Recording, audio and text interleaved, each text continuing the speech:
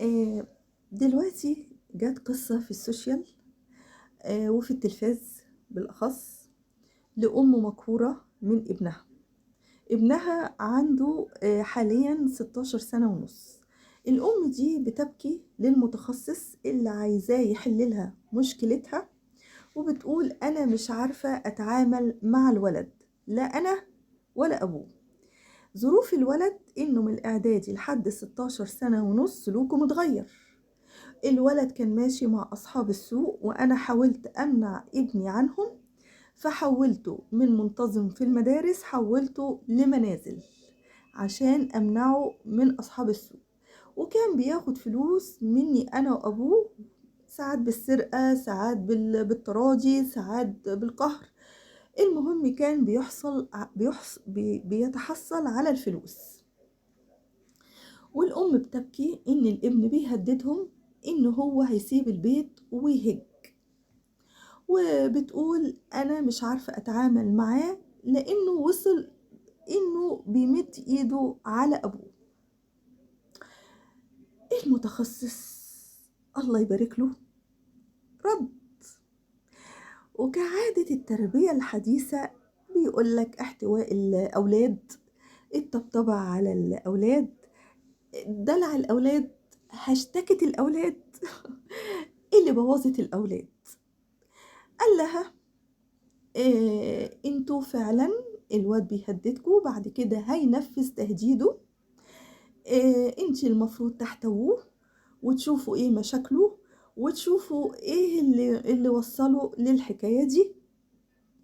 ده على اساس ان هي ما قالتش انه كان ماشي مع اصحاب السوق. يا ترى اصحاب السوق دول؟ اه، انا فهمت.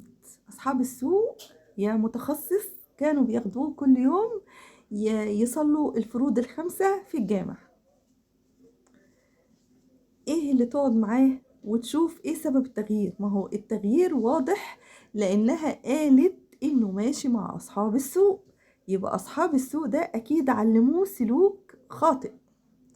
الفيديو بقى انا طالعه بيه ليه؟ لان هو قال لها انت لازم تخلي ابنك يجرب. احنا عايشين في الحياة عشان اولادنا تجرب وتخطأ وتتعلم. تمام. ولما الولد يخطأ ويتعلم، يعني مثلا في خطأ مقبول لكن في خطأ ليس مقبول. يعني افرض الولد ماشي مع بنت وحصل تجاوزات بينهم وجابوا أطفال حرام مثلا، أو ولد عمل مثلا شرب سجارتين حشيش أو شرب خمرة، أو راح مثلا ابني يقول لي يا ماما أنا رايحة أكتشف الحياة. رايح فين يا حبيب أمك؟ رايحة أسهر أنا وأصحابي في كباريه. أما أنا بقى أقول المتخصص قال لي خلي الأولاد تجرب وتتعلم. أما أنا أقول له وماله يا ابني، روح يا حبيبي قضي وقت لطيف. يعني يعني أنا لما سمعت الكلمة دي أنا اتخضيت بجد. التربية الحديثة في أيامنا الحديثة أنا لا أقبلها ولا أرضى بيها، لأن إحنا جيل الشبشب ولنا الفخر. كان مجرد إن إحنا نفكر في الخطأ ونجرب إن إحنا نجرب حاجة خطأ ده ممنوع. ولحد الآن الحمد لله ماسكين على ديننا كجمرة نار. مش قادر الشيطان يجرفنا، الشيطان مش قادر يجرفنا زي ما جرف غيرنا. ما هو غيرنا اتفتن واتجرف، احنا الحمد لله ما زلنا تربية الشبشب نفعانا. انا كنت اتمنى من المتخصص يقول لها واحد اتنين حللي لابنك مخدرات، ولو اكتشفتي ان الابن سليم حاولي تقيميه صح وتتابعيه وتراقبيه. وخير الامور في اي تربية كما قال ديننا الاسلامي الوسط. لا دلع وخليه يجرب وخليه يعيش الحياة، ولا اشد قوي فالعيل يتخنق. خير الامور ايه يا حلوين يا مسكرين يا متابعين؟ الوسط. الحاجة التانية، لو اكتشفت الأم من خلال التحاليل حاجة سيئة، مش زي ما بينشروا في السوشيال إن اللي بيروحوا يتعالجوا بيرجعوا لهذا الأمر تاني. ده خطأ. لو عالجت ابنك وبنتك من 6 شهور حد أدنى ل8 شهور حد أقصى، أنا أؤكد لحضرتك ولحضرتك أيها الأهل إنك هترميه في المجتمع بعد كده وهيبقى صالح وهينسى الفكرة. لكن شهر وتخرجيه، شهرين وتخرجيه، 3 وتخرجيه، 4 وتخرجيه، قبل ال6 شهور خطأ.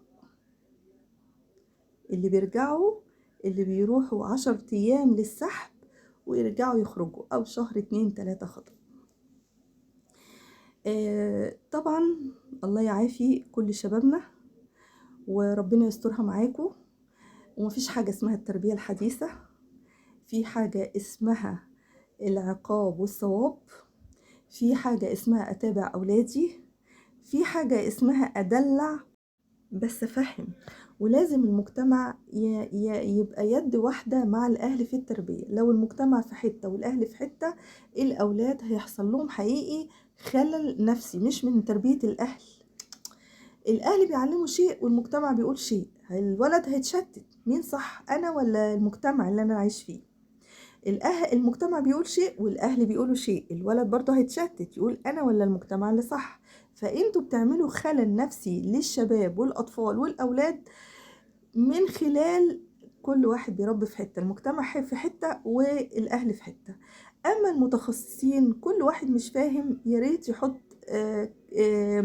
ما يطلعش على السوشيال، لأنكم بتصريحات معينة بتشتتوا نفسهم الأهل. ولازم عقاب، مش مهم الضرب لأن الأولاد جسمهم نحس. في عقاب تاني، في عقاب منع مصروف، في عقاب تزعلي منه، ما تحضرلوش اكل، تتضايقي منه وتعرفيه انك متضايقه من سلوكه مش منه هو. كمان لازم محدش يتدخل في تربيتك من الاهل خالص. انتي تربيتك وزوجك المسؤولين عن اولادكم، مفيش حد يديكي قرار من اهلك او اخواتك او اهله او اخواته. كمان لازم لما تدي مصروف تتابعي ابنك بودي المصروف فين، ودايما تخوفيه من ربنا، ودايما تخوفيه من النار، وربنا هيعمل فينا كذا، وهيقعدنا في اوضه ضلمه لو طفل صغير، وهيبقى فيها تعابين، واحنا هنبقى خايفين وهنبقى صاحيين وهنشوف عشان احنا عملنا حاجه وحشه في الدنيا. انزلي لسنه. طبعا كل ما يكبر علي سقف الخوف من ربنا، خوفيه من ربنا. لو خاف من ربنا هيبقى صالح، هيبقى صالح.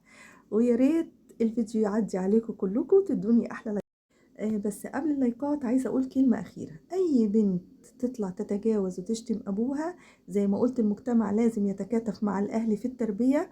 ما ينفعش تعليقاتكم يتقال عليها ربنا يفك كربها، دي طيبه، هي اخطأت فتاخد عقابها. عشان اولادنا بيراجعوا التعليقات قبل الفيديو نفسه.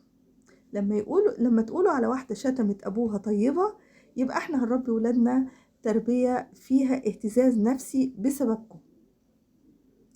قال منين تربي؟ طبعا قال ده من عند ربي، بس لازم كلنا نربي عشان هنؤجر إن شاء الله الجنة بسبب تربيتنا لأولادنا، حتى لو طلعوا غير صالحين كفاية إن احنا حاولنا. شكرا جزيلا، يا رب الفيديو يكون في حسناتي وأكون أفدتكم. ادوني بقى لايكات عشان الريتش يعلى، لاني مسحت فيديوهات كتير للاسف. شكرا جزيلا.